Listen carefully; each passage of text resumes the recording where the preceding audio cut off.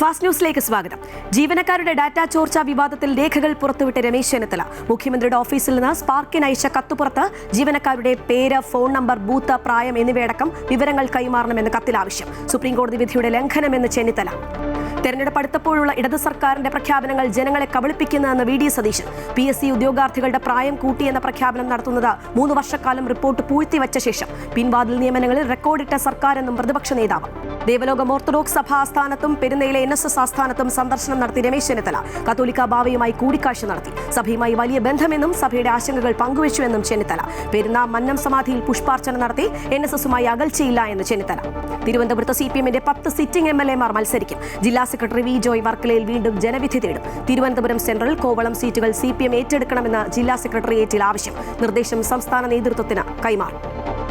ശബരിമല സ്വർണ്ണക്കൊള്ള കേസിൽ 3 പ്രതികളുടെ റിമാൻഡ് നീട്ടി. KS ബൈജു, പങ്കജ് ഭണ്ഡാരി, ഗോവർദ്ധൻ എന്നിവരെ 14 ദിവസത്തേക്ക് റിമാൻഡ് ചെയ്തു കൊല്ലം വിജിലൻസ് കോടതി. തിരുവാഭരണം മുൻ കമ്മീഷണർ KS ബൈജുവിന്റെ കട്ടിളപ്പാളി കേസിലെ സ്വാഭാവിക ജാമ്യ ഹർജി നാളെ പരിഗണിക്കും. സംസ്ഥാനത്ത് സർക്കാർ ഡോക്ടർമാരുടെ സമരം 10ാം ദിനത്തിൽ. ദുരിതത്തിലായി രോഗികൾ. ആരോഗ്യമന്ത്രിയുമായി KGM-CT ചർച്ച നാളെ. തിരുവനന്തപുരം നെടുമങ്ങാട് താലൂക്ക് ആശുപത്രി വിഷയത്തിലെ പ്രതിഷേധത്തിൽ അയവ് വരുത്തി KGMOയെ. ആറ്റുകാൽ ഡ്യൂട്ടിയുമായി സഹകരിക്കുമെന്ന് സംഘടന. കോഴിക്കോട് മെഡിക്കൽ കോളേജിലെ ഡോക്ടർമാരുടെ സമരത്തിൽ വലയുന്ന രോഗികളെ ബുദ്ധിമുട്ടിലാക്കി ജലവിതരണവും മുടങ്ങി. ചൊവ്വാഴ്ച വൈകിട്ടോടെ വെള്ളത്തിനായി വലഞ്ഞ രോഗികൾ. വാർഡുകളിൽ മാത്രമായി ചികിത്സയിലുള്ളത് 1500ഓളം പേർ.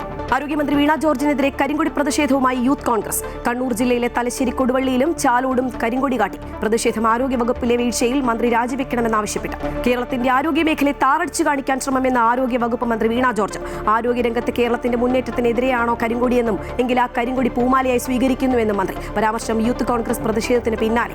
ഇടുക്കി തൊടുപുഴ ജില്ലാ ആശുപത്രി കെട്ടിടം ഏത് നിമിഷവും തകർന്നു വീഴാമെന്ന നിലയിൽ ദിവസേന എത്തുന്നത് 100 കണക്കിന് ആളുകൾ. അനാസ്ഥ ചൂണ്ടിക്കാട്ടിയിട്ടും അടിയന്തര നടപടി സ്വീകരിക്കാൻ അധികൃതർ തയ്യാറാകുന്നില്ല എന്ന ആക്ഷേപം. കോഴിക്കോട് വലിയങ്ങാടിയിൽ കെട്ടിടത്തിന്റെ സ്ലാബ് തകർന്ന സംഭവത്തിൽ കുറ്റക്കാർക്കെതിരെ കർശന നിലപാട് സ്വീകരിക്കുമെന്ന മന്ത്രി PA മുഹമ്മദ് റിയാസ്. പ്രതിഷേധിക്കാൻ ആർക്കും അവകാശമുണ്ടെന്ന് മന്ത്രി. കോർപ്പറേഷനിലെ കെട്ടിടങ്ങൾ പരിശോധിച്ചോ, പരിശോധനയിൽ വീഴ്ച വന്നോ എന്ന് അന്വേഷിക്കുമെന്ന് മുഹമ്മദ് റിയാസ്. NCERT പാഠ്യപുസ്തകത്തിൽ ജുഡീഷ്യറിയിലെ അഴിമതി എന്ന ഭാഗം ഉൾപ്പെടുത്തിയതിൽ സ്വമേധ്യാ കേസെടുത്ത സുപ്രീംകോടതി. ജുഡീഷ്യറിയെ അപകീർത്തിപ്പെടുത്താൻ ആരെയും അനുവദിക്കില്ല എന്ന് ചീഫ് ജസ്റ്റിസ്. സംഭവത്തിൽ ഉചിതമായ നടപടി സ്വീകരിക്കുമെന്നും കോടതി. 2 ദിവസത്തെ സന്ദർശനത്തിനായി പ്രധാനമന്ത്രി നരേന്ദ്രമോദി ഇന്ന് ഇസ്രയേലിൽ ബെഞ്ചമിൻ നെതന്യാഹുവുമായി കൂടിക്കാഴ്ച നടത്തും. പ്രതിരോധം, തൊഴിൽ, വാണിജ്യം, കൃഷി, AI, സാങ്കേതികവിദ്യ തുടങ്ങിയ വിവിധ മേഖലകളിൽ സഹകരണം മെച്ചപ്പെടുത്താനുള്ള ധാരണാപത്രം ഒപ്പിടും. ഇസ്രായേൽ സേനയുടെ കരുത്തായ അയൺ ഡോം വാങ്ങുന്നതും ആലോചനയിൽ. പ്രധാനമന്ത്രി നരേന്ദ്രമോദിയുടെ സന്ദർശനത്തോടനുബന്ധിച്ച് വേറിട്ട രീതിയിൽ സ്വാഗതം പറഞ്ഞ ഇസ്രായേലി പത്രം ദി ജെറുസലേം പോസ്റ്റ്. പത്രത്തിന്റെ മുൻ പേജിൽ നമസ്തേ എന്ന് വലിയ അക്ഷരത്തിൽ കുറിപ്പ്. പ്രത്യേക കവർ പേജ് തയ്യാറാക്കിയത് 2017 ശേഷം ഇസ്രായേലിലെത്തുന്ന മോദിയുടെ സന്ദർശനത്തിന്റെ പ്രാധാന്യം കണക്കിലെടുത്ത്. ഇന്ത്യ പാകിസ്ഥാൻ യുദ്ധം അവസാനിപ്പിച്ചത് താനാണെന്ന് ഡൊണാൾഡ് ട്രംപ്.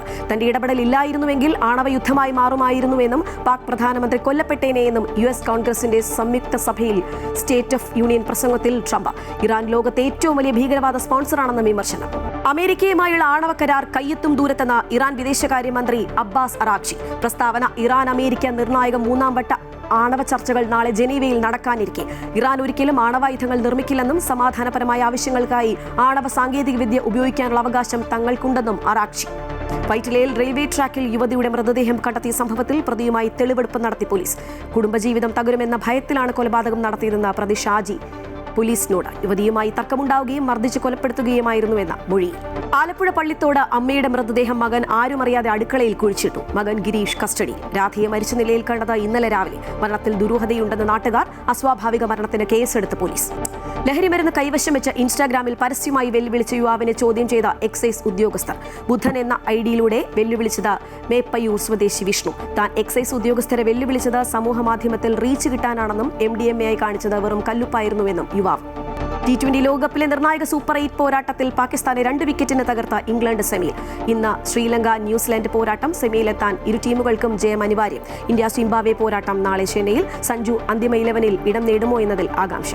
ഫാസ്റ്റ് ന്യൂസ് പൂർണ്ണമാകുന്നു. നമസ്കാരം.